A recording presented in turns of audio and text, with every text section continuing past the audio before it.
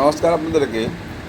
আমি বলছি, কোনো পার্টির একটা শিক্ষিত ব্যক্তি, কোনো মিনিস্টার যদি মূর্খের মতো কথা বলে, তো আপনি মনে করবেন যে ওনার সার্টিফিকেট গরু খেয়ে নিয়েছে। কারণ কোনো কাজে যাচ্ছিলেন, সার্টিফিকেট রেখে হয়তো প্রস্রাব করতে গেছেন, তখনই শহরের গরু সার্টিফিকেট খেয়ে নিয়েছেন। তার বুদ্ধি লোপ হয়ে গেছে, কারণ সার্টিফিকেটই নেই, তার বুদ্ধি কী থাকবে। তো এই জন্য তিনি আলতু ফালতু কথা সময় সময় বলেন। তো এদের কথায় কোনো গুরুত্ব দেবেন না, এদেরকে মোটামুটি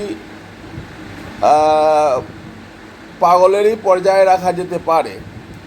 তবে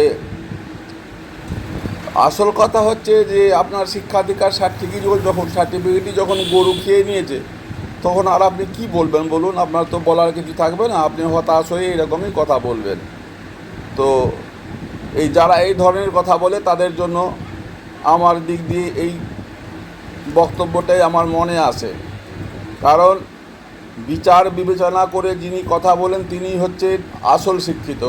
তিনি যদি কম শিক্ষিত থাকেন, তবুও তিনি আসল শিক্ষিত। আর যারা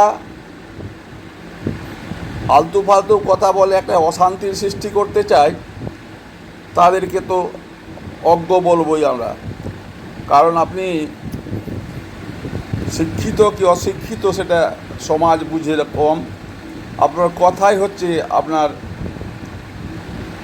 যেমন আমাদের মুখই হচ্ছে আমাদের সমস্ত শরীরের দর্শন, সেরকম কথাই হচ্ছে মানুষের সমস্ত শরীরের সমস্ত ভাষার দর্শন। তো এর চাইতে আর বেশি কিছু বলা যায় না। তো আপনারা সকলে আমার ভিডিও দেখছেন, লাইক করছেন, শেয়ার করছেন, সাবস্ক্রাইবও করছেন, অনেকে ফলোও করছেন অনেকে। তার জন্য আপনাদের সকলকে আমি ধন্যবাদ জানাচ্ছি, আমার আন্তরিক অভিনন্দন আপনাদেরকে। সকলে সুস্থ থাকুন এবং ভালো থাকুন। নমস্কার, আমি এখানেই শেষ করলাম আজকে।